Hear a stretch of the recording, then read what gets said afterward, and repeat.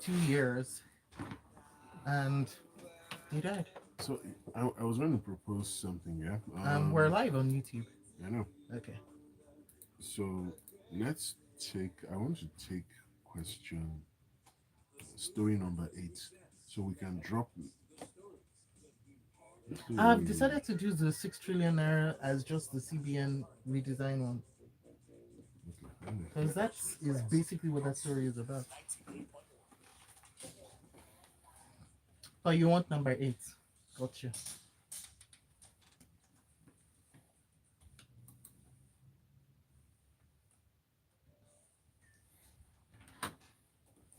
Smooth 98.1 Lagos, Nigeria world. Welcome, welcome to Freshly Pressed on Smooth Breakfast. I'm Shokba Martins, and for the next half hour, I have got Mr. C in the studio with me. Good morning, Mr. C. How are you?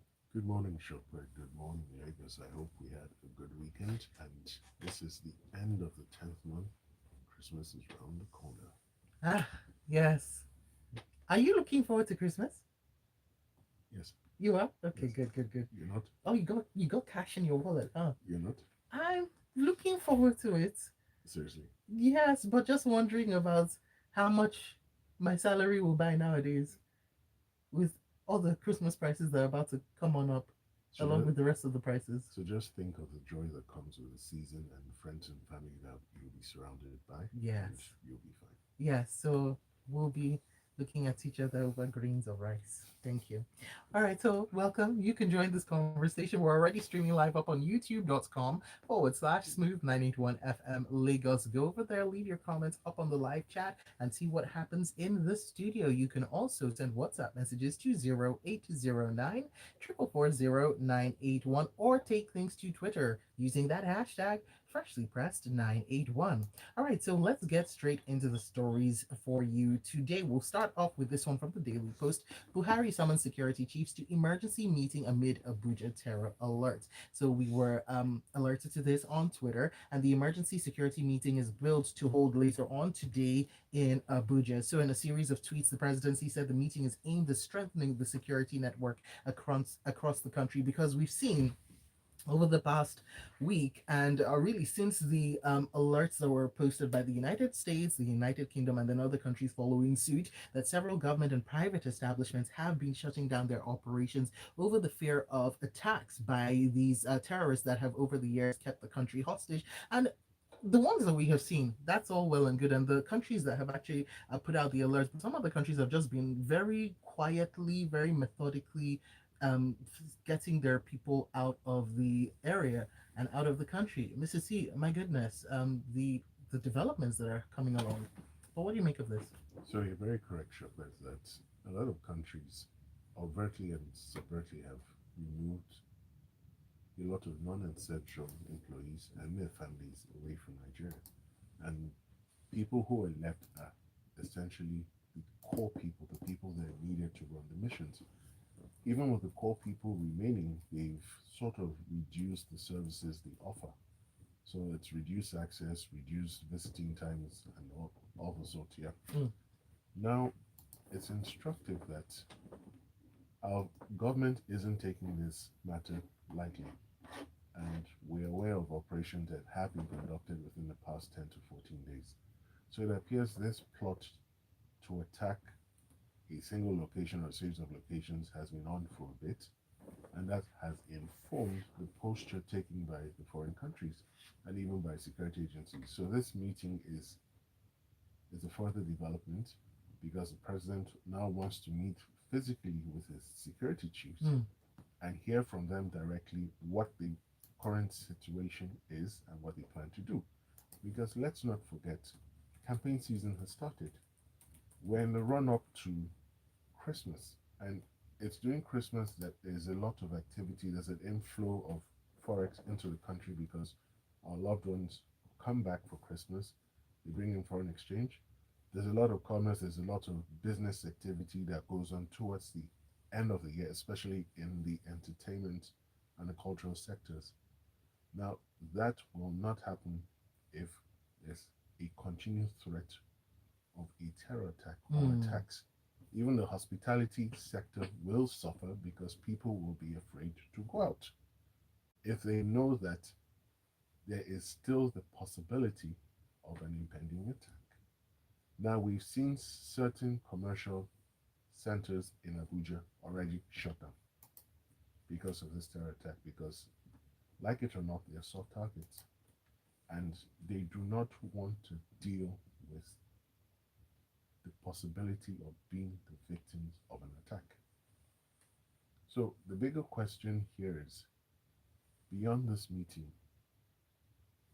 will our security agencies be in a position to completely stall this attack or any other attacks? Two, have they beefed up the security network around the FCT?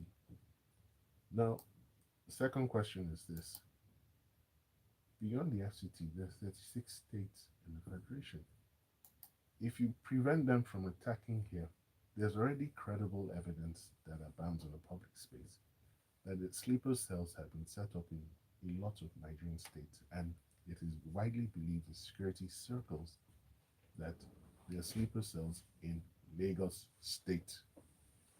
Now, if you stop them from attacking Abuja, can you simultaneously stop them from attacking in other states of the Federation? Because Nigeria is not just the Federal Capital Territory.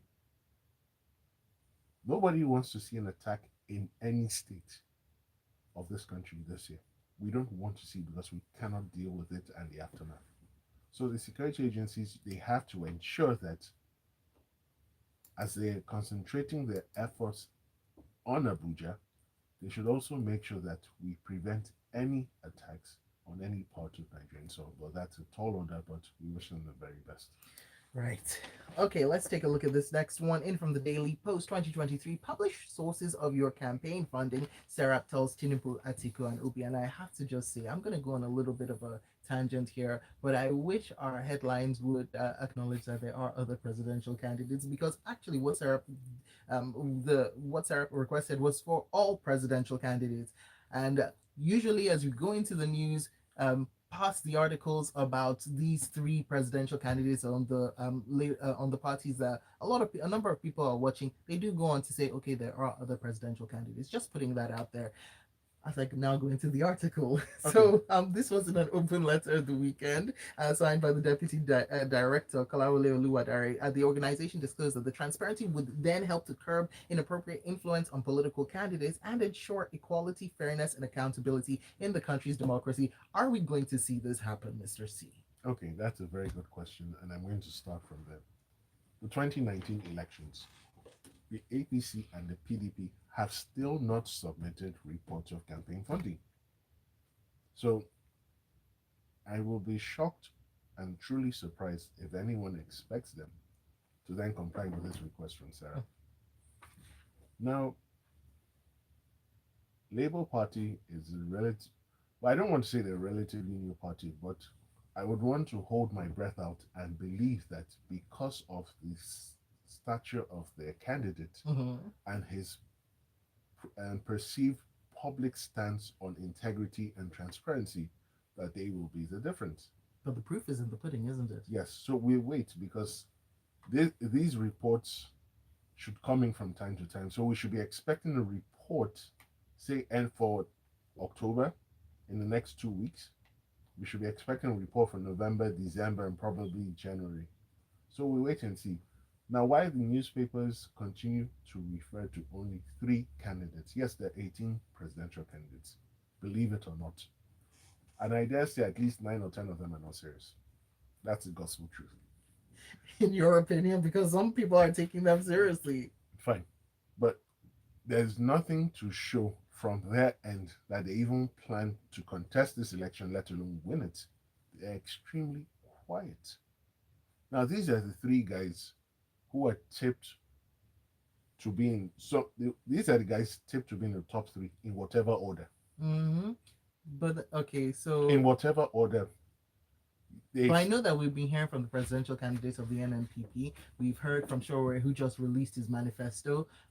We've heard from the different other presidential candidates. Now, I understand that for some of them there has been some sort of dearth of communication, but for others, is it that there is no communication on their part, or there's not enough media focus on their part? Because it seems that in the spotlight already, the race has, and in people's minds, the race has already been decided to be a three-horse race. Okay, so let's take some of the other candidates without explicitly naming them, right? Beyond releasing manifestos, have they actually done extensive campaigns in other regions of the country?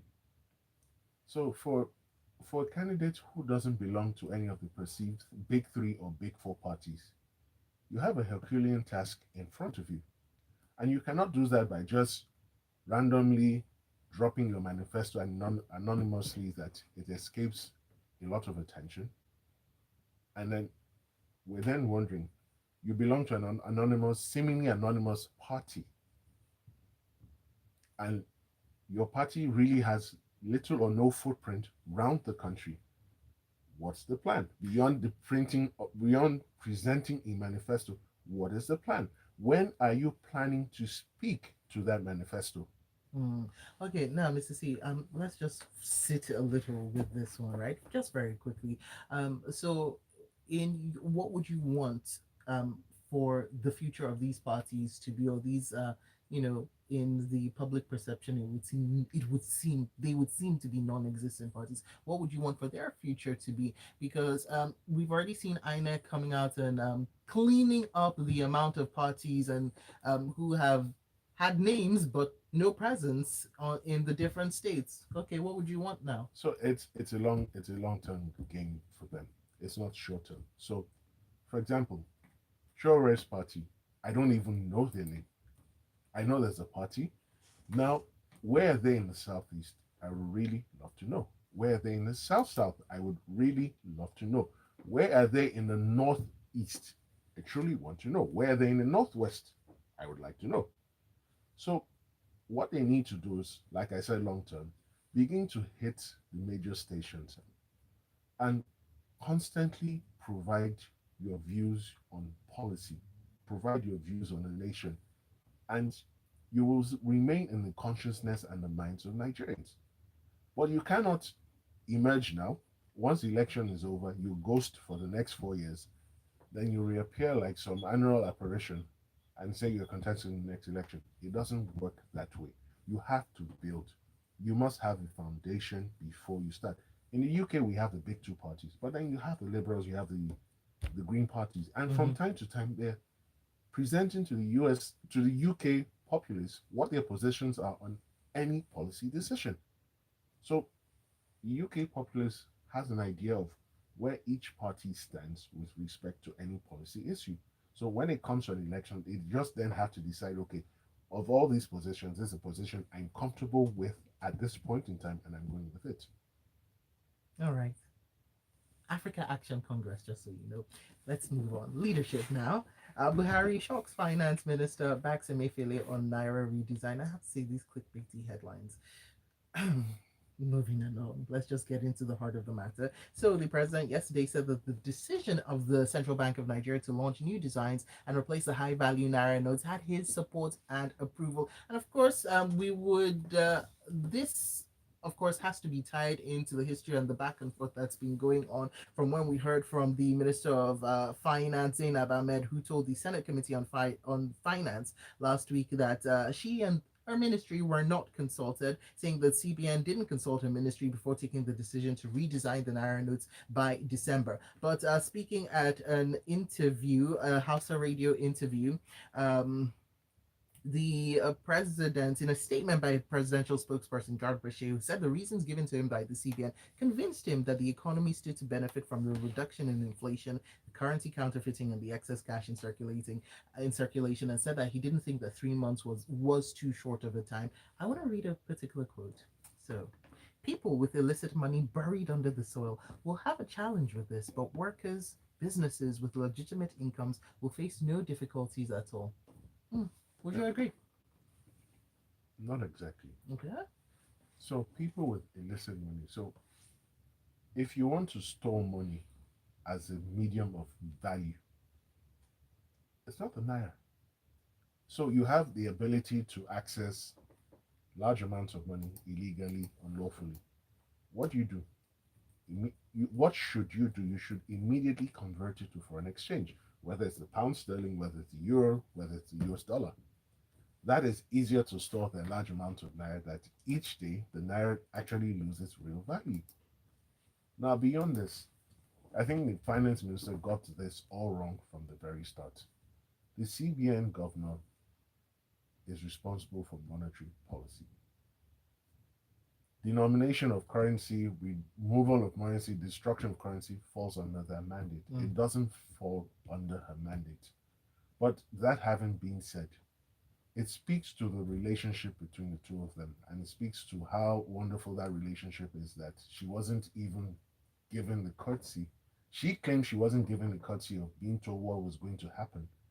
But I have it on good account that she was actually informed, and she duly raised her objections, and they decided to move on with the policy. And it's instructive to note that the president has publicly backed the CBN governor, who said he had obtained the approval of the president, which is very instructive because it shows that despite how he's perceived in some quarters, he actually got the approval before making the announcement. Now, they say they want to reduce the money in circulation, they want to curb inflation. But I have a question for them. In the rural parts of Nigeria, where there's little or no banking presence, what do the people do? They collect cash and keep it in their homes. Now, if you withdraw all these old notes and you say by January 31st, 2023, they're no longer legal tender, are you assuring Nigerians that people who fall into those areas, who live in those areas, will get the new notes before the 31st of January 2023? Two, again, they say there's a large amount of money that is outside circulation, the normal circulation circuit, right? Have they tried to understand why that money is outside circulation? Have they tried to understand where that money is actually being kept? Because 2.3 trillion is not, you need a lot of space to keep that money. Three, have they understood the reason why Nigerians would like to keep cash at home? Just so you know, there are apartments that have been bought just for the cash I know, to hang out not in. you're calling apartments. I know houses. I've heard of houses that are literally cash vault. Now, beyond all of this, there's a mindset why people keep cash. We're still a cash economy. We should actually be a credit economy where people use credit cards, where people use credit to purchase whatever they want. But here we still have this mindset that until your money is complete, you can buy it. So if we don't address all these issues, you will bring in the new notes and it will still be the same problem all over again. Now, it's instructive. The cost of destroying money. In 2016, they withdrew about 892 million naira of mutilated notes. But guess what? They spent 1.39 billion to destroy 892 million naira worth of mutilated notes. So we're expected to spend, by the end of this tenure, of the tenure of this administration, they would have spent about 3.88 billion shredding mutilated notes. So there are bigger issues, and I've noticed that a number of interest groups like the Chamber of Commerce have said this cannot be the time to do this. Remember, we have a census next year. Mrs. C, we've even heard from Sheikh Gumi, who said that if kidnappers are the problem, they're just going to start asking for dollars and other hard currencies. So it will be, but you know what? Hope is in the offing. It will be instructive to see how this goes, because right now we are only predicting how it can go, based on perhaps other countries, case studies from other countries, and logic. Well, But only the future can tell. Very really. quickly, we have an election next year. There is a possibility that the presidential election will go into a runoff, and that election will have to be conducted on another date. Where's the money for that coming from? We have the census we're preparing for. We have all sorts of things. So is this really a necessity at this point in time? Mm. Only the CBN can answer that question. I think they have. They said it is by doing so. Is it not in the actions and not the words? All right, so we've got this message from Fidel up on YouTube who says, I'm sure the CBN will grant an extension. They would not want to say it now to ensure a high level of compliance. But considering the fact that we have a history, and once again, going along things by history, of postponements coming about last minute, will people be this will there be a high level of compliance? Well, you never know. Let's take your messages now from WhatsApp. Buster from Sierra Leone says, I said this last week, even though I'm not a financial expert, I knew the Forex was going to devalue with the news of the change in currency. It's only logical. Honestly, I believe this CBN governor is an agent of doom for the Naira. Oh, wow. Okay. He goes on to say, every time he comes on the news, the Naira drops. Um, and Boston goes on to say, to think the finance minister is unaware of this is completely appalling. Yes, on which parts, Boston? Going on from Boston's message to Roland's message, Roland says the opposition parties would find it difficult to get cash for their campaigns. He's just putting that out there. Whilst Jerry says beyond the manifesto, because anyone can sit down and write a beautiful manifesto, but can we trust them to carry out their write-ups? He goes on to say, didn't this present government not promise that they would bring the heavens to Nigeria? What have Nigerians not done to remind them of their promises? And yet it all seems to be falling on deaf ears. Ed from Ikoyi says, I thought the CBN was independent. Why did they require presidential approval? They didn't. They just got the backing, in a war of words, I would suppose. This message from Yinka Bolu says, the representative of the Ministry of Finance rather sits on the CBN board. So how will the finance minister say she wasn't consulted? Now, what does consulting with her ministry do actually when the law is clear on the duties of the CBN? It's only one thing and one thing alone. She shouldn't be the minister of finance if she can't understand everybody's role. And Andy says, with due respect, I disagree with your analyst. Please, can he give one good reason why anyone doing legitimate business would keep millions of cash at home? I think what Mr. C said, please do correct me, was that people in rural areas may not have access to banks, and also we're still in a largely cash dependent society. No, apart from that, people in legitimate employment with legitimate sources of livelihood can keep sums like 50,000, 100,000, 200,000 at home. Now spread that, imagine that in a million places, 100,000 places. So it's not only criminals or people with shady sources of income that are doing this. There are people with legitimate sources of income that keep ready cash at home for use on demand. And he's saying millions in one place. Ty says, people in the rural parts, do they store up to $1 billion at home? Do they live in a hole or under a rock where there's no single bank? It's a lazy excuse for me, because if I have 2 million naira in my house, how hard is it for me to go get a new one with banks and POS all over? Nigerians just nag about everything, even though I'm not a fan of this government. And one memo from Lagos says, saboteurs are also making efforts to continuously cause mayhem and not stop fermenting panic. All right. And Emeka from Bagada says, the CBN is wrong. This administration doesn't have the strong will to drive the economic policy of changing the currency. I suggest that they allow the presidential candidates to have a debate on it and then wait for the incoming administration. Whilst B from Lucky says, great analysis. This Naira extraction policy by the CBN is ill-timed, and also the efficacy is in question. People don't store their cash in Naira because the economic value keeps dropping. Also, keeping large amounts of Naira in good shape is very expensive. Okay. And Fabian from Ekpe. Oh, so many messages are coming in. I'll just read this last one. Fabian from Ekpe says, unfortunately, we're just waiting for the Naira to dollar to reach the 1,000 mark. Can Nigeria's security also take the initiative to help contain the rising insecurity and kidnapping? All right, let's move on now. Oh, hold on. I'll just read this last one from YouTube from Frank. Says, after a kidnapper asks for ransom in dollars and he can't be sourced a few times, they will go back to the farm. Now we go back to the stories. Let's take a look at this one now. Very quickly, we'll look at this one from the leadership. Senate uncovers 2.2 billion naira unaccounted service-wide votes in Justice Ministry. Quickly going over to you for your thoughts, Mr. C. Okay, so very quickly, Chopper, between 2017 and 2021, the sum of 2.2 billion naira cannot be accounted for by the Ministry of Justice. Now, how did this happen? I suppose So there's they some deal with law, not mathematics and accounting. so there's some budgetary so in 2019, Mm-hmm. 650 million naira was requested for by the Ministry of Justice.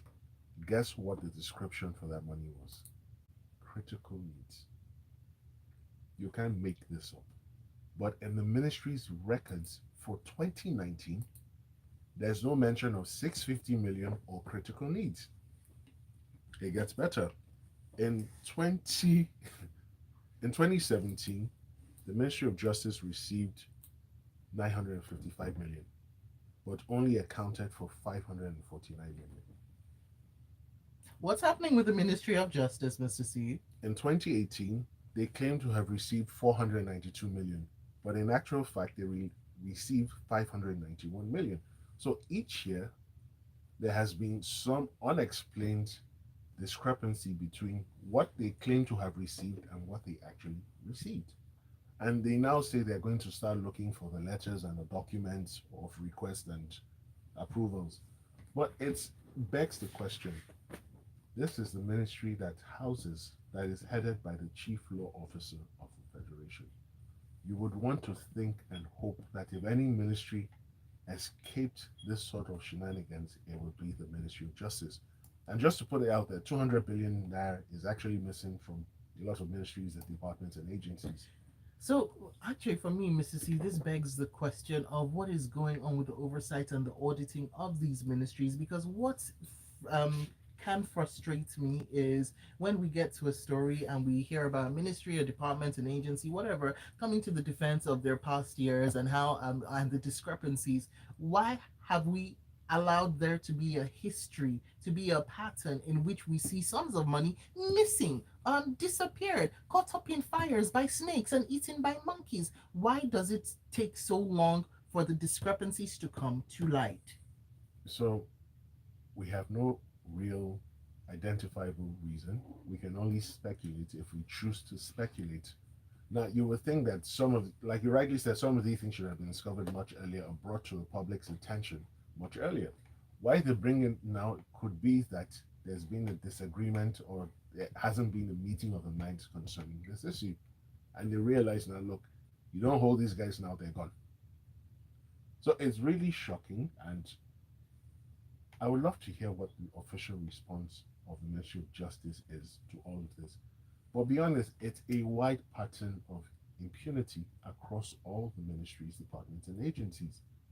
For 200 billion naira to be unaccounted for, and they use this authority to incur expenditure to perpetrate this nonsense. Until heads begin to roll, until people are made to incur the full sanctions of the law in respect to these infractions, we will continue to sadly discuss these cases. Now, very quickly, before we end the show, let's take a look at this one from the Daily Post. Southeast governors decry insecurity to launch joint patrol team with governors of the Southeast zone yesterday meeting in Enugu and resolving to set up this 24-hour patrol team in all the major highways in the zone. And this is in time for the Yuletide period. And they're saying we need to make sure that we have security on a lockdown.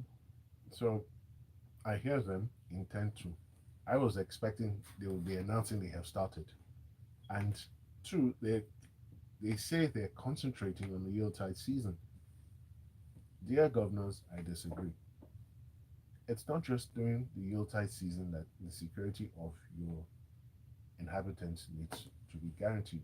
They need Their security needs to be guaranteed the year round. Of course it does, but we have seen historically that Yuletide period is a period where people wake up to crime. Yeah, no, so I agree with you. I'm saying just don't focus on the Yuletide. We still have November. They can kidnap, unfortunately, they may kidnap a lot of people if you elect to start in December. Start now. All of them collect security votes for the love of everything good under the sun. Start to put to good use these security votes. Get this thing started like yesterday. All right, well, we've come to the end of the show, and thank you so much for sending in all your messages across the platforms. It's been interesting to see what you have to say about this topic, and you can continue the conversation up on Twitter, and you can continue the conversation with me. We'll be talking about one of these topics come 9 o'clock during the Lagos Talks, and I would like to say a big thank you to Mr. C. Thank you so much for joining me today for this past half hour to discuss what's happening in the You're newspapers and welcome. in Nigeria. And make sure you find him. He is at Monsieur C. He's up on Twitter and he's up on Instagram on that handle at Monsieur C with three E's after the C. We'll be tweeting about him and tweeting the replay for Freshly Pressed in just a bit. So make sure you catch us at Smooth 981 FM right here on on air and of course up on Twitter. Okay, that's it. Coming up at 8:15, it will be sports inside the locker room.